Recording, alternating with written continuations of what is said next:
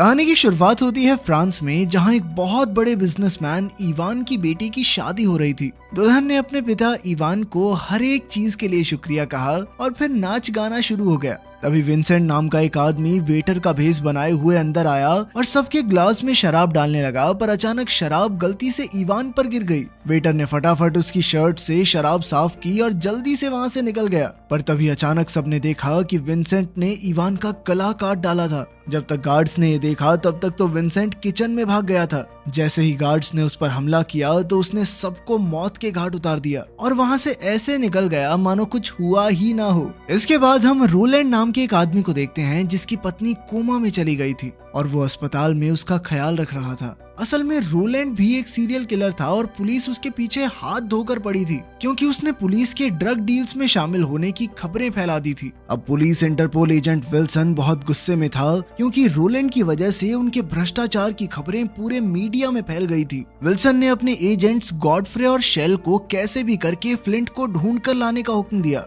तब गॉडफ्रे और शेल ने फ्लिंट का पता लगाने के लिए एक प्लान बनाया। उन्होंने पोलो नाम के एक माफिया गैंगस्टर को जेल से रिहा करवाने का फैसला किया क्योंकि पोलो ही वो आदमी था जिसने फ्लिंट के घर पर हमला करके उसकी पत्नी का बलात्कार किया था, जिससे वो कोमा में चली गई थी। गॉडफ्रे और शेल जानते थे कि पोलो के रिहा होते ही फ्लिंट उसे मारने जरूर आएगा और उसी समय वो उसे धर दबोचेंगे। उधर यूक्रेन में फ्लिंट लकड़ियां काट रहा था कि उसकी पत्नी की नर्स ने उसे बताया कि शहर में एक फॉरेनर आया है जो उससे मिलना चाहता है। कुछ समय बाद फ्लिंट इस आदमी से मिलने पहुंचा तो उसने देखा कि ये आदमी तो उसका पुराना जानकार था। वो चाहता था कि फ्लिंट पोलो को मार डाले और इसके बदले वो फ्लिंट को $1 मिलियन देने को तैयार था, मगर फ्लिंट ने इस बात से इनकार करते हुए उसे वापस लौट जाने को कहा। इधर फ्रांस में विंसेंट इवान को मारने के लिए नेल बैंडियन नाम के एक आदमी से मिलने पहुंचा। असल में यही वो आदमी था जिसके कहने पर विंसेंट ने इवान का कत्ल किया था। काम पूरा होने पर नेल बैंडियन ने बदले में उसे डायमंड्स दिए और अगले मिशन के बारे में बताया। वो चाहता था कि विंसेंट माफिया गैंगस्टर पोलो की जान ले और इसके बदले में उसे 2 गुने डायमंड्स दिए जाएंगे। आखिरकार विंसेंट राजी हो गया और फिर जल्द ही पोलो को रिहा कर दिया गया। उधर फ्लिंट को बार बार याद आ रहा था कि कैसे पोलो ने उसकी आंखों के सामने उसकी पत्नी के साथ वो दुष्कर्म किया था और वो कुछ नहीं कर पाया। इसी वजह से वो बहुत परेशान हो गया। उधर विंसेंट अपने घर लौटा तो उसने देखा कि साथ वाले घर में एक आदमी और अक्टूबर नाम की एक लड़की रहने आए थे। खैर बाद में विंसेंट ने अपने डायमंड्स तिजोरी में रख दिए। इधर रात को फ्लिंट को दोबारा वही सपना आया जहां पोलो की बदसलूकी की वजह से उसकी पत्नी कोमा में चली गई थी। तब उसने गुस्से में आकर उसी आदमी को फोन करके कहा कि वो पोलो की जान लेने को तैयार है,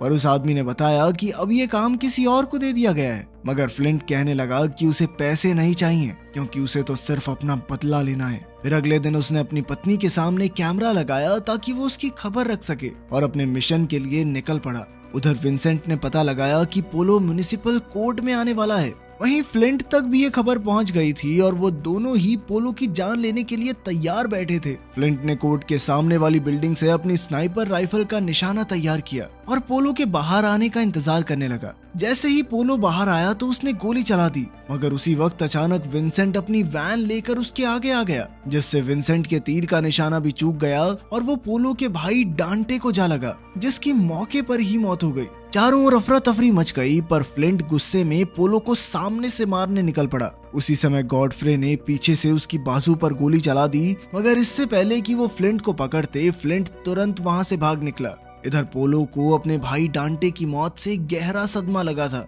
उसने अपने गुंडों से इस हमले के पीछे छुपे हुए मास्टरमाइंड को जल्द से जल्द ढूंढने का हुक्म दिया ताकि वो अपने भाई की मौत का बदला ले सके। वहीं दूसरी ओर फ्लिंट डॉक्टर से अपनी बाजू में लगी गोली निकलवा रहा था। उधर विंसेंट जब घर लौटा तो उसने देखा कि उसका पड़ोसी अक्टूबर को बुरी तरह पीट रहा था। फिर उसने अक्टूबर से कहा कि अगर वो चाहे तो कुछ समय तक उसके घर में रह सकती है। उसने अक्टूबर को कुछ भी छूने से मना किया। फिर कुछ समय बाद उसे नेल बैंडियन का फोन फिर से आया और उसने विंसेंट को जल्द से जल्द पोलो को मारने का मिशन पूरा करने को कहा। फिर उसने विंसेंट को पोलो का पता बताया और विंसेंट तुरंत पोलो को मारने निकल गया, मगर इस बार भी फ्लिंट उससे पहले ही लोकेशन पर पहुंचा हुआ था और उसने पोलो के सभी गुंडों को मार गिराया। इसके बाद वो बिल्डिंग में घुसकर पोलो को ढूंढने लगा, पर अचानक विंसेंट भी वहां आ पहुंचा और उसने फ्लिंट पर हमला कर दिया क्योंकि वो उसके काम में अड़चन पैदा कर रहा था। दोनों सीरियल किलर्स में जबरदस्त लड़ाई शुरू हो गई, मगर कोई किसी से कम नहीं था। अंत में दोनों एक दूसरे पर बंदूकें ताने खड़े हो गए,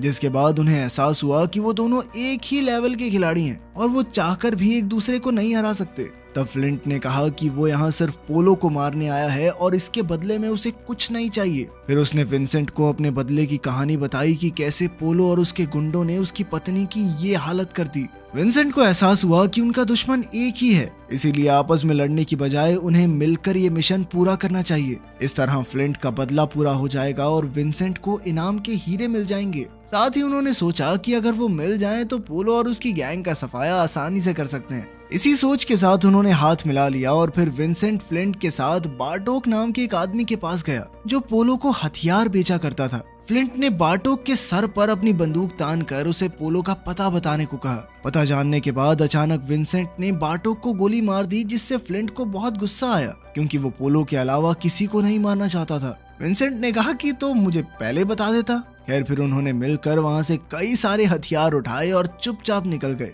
उधर पोलो को खबर मिली कि उसके भाई का हत्यारा विंसेंट है।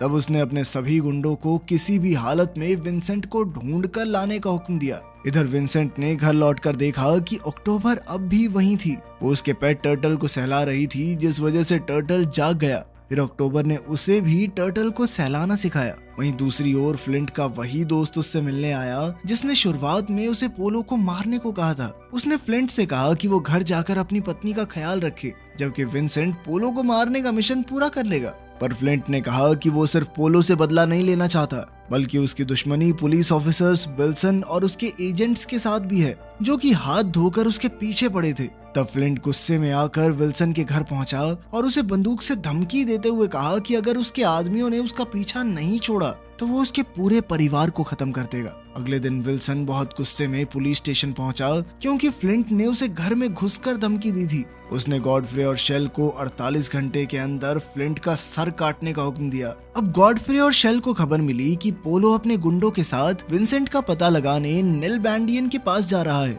तब उन दोनों ने भी वहां जाकर पोलो और उसकी गैंग से हाथ मिला लिया ताकि वो मिलकर फ्लिंट को पकड़ सकें। गॉडफ्रे ने कहा कि अगर पोलो ने उसकी मदद की तो उसे उम्र भर की सुरक्षा मिलेगी। ये सुनते ही पोलो राजी हो गया। फिर पोलो ने नेल बैंडियन को दोगुने पैसे देकर विंसेंट का पता पूछा।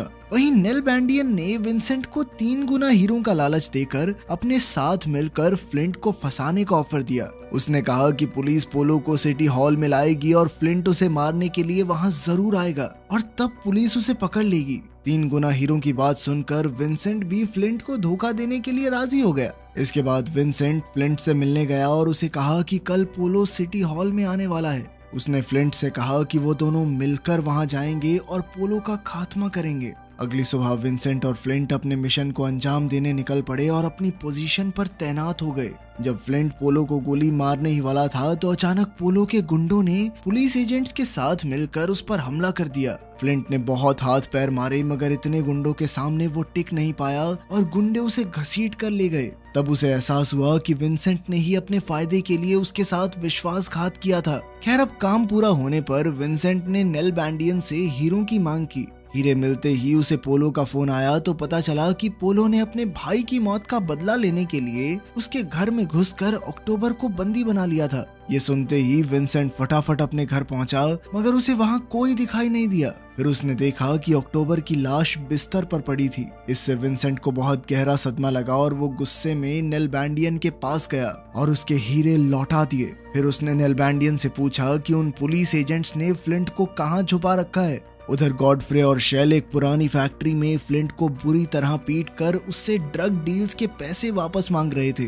फ्लिंट ने उन पर हंसते हुए कहा कि उसने सारे पैसे खर्च कर दिए। ये सुनकर वो और भड़क गए और फ्लिंट की जान लेने को तैयार हो गए। लेकिन ऐन वक्त पर विंसेंट वहां पहुंचा और उसने गॉडफ्रे और उसके आदमियों पर धुआंधार गोलियां चलाकर उन्हें मार डाला। आखिरकार विंसेंट ने फ्लिंट को धोखा देने के लिए उससे माफी मांगी और कहा कि अब पोलो से बदला लेने में वो उसकी पूरी मदद करेगा। फ्लिंट ने भी विंसेंट को कुछ नहीं कहा और उसे माफ कर दिया। फ्लिंट जानता था कि पोलो उसकी पत्नी एना पर फिर से हमला करने की कोशिश करेगा, इसीलिए उसने एना की नर्स को फोन करके कहा कि वो एना को कहीं दूर ले जाए, मगर तब तक बहुत देर हो चुकी थी क्योंकि पोलो और उसकी गैंग घर में घुस गई थी और उन्होंने एक ही झटके में एना की नर्स को मार गिराया। फ्लिंट को समझ आ गया कि पोलो उसके घर में घुस आया है, इसीलिए उसने विंसेंट को जल्द से जल्द वहां चलने को कहा। अगली सुबह वो फ्लिंट के घर पहुंच गए, पर पोलो और उसकी गैंग पर हमला करने से पहले उन्होंने एक प्लान बनाया। लेकिन तभी पोलो ने फ्लिंट को एक वीडियो भेजी जिसमें उसने एना को बंदी बना लिया था और उसने कहा कि अगर फ्लिंट ने 15 मिनट में खुद को पोलो के हवाले नहीं किया तो वो एना को जान से मार देगा।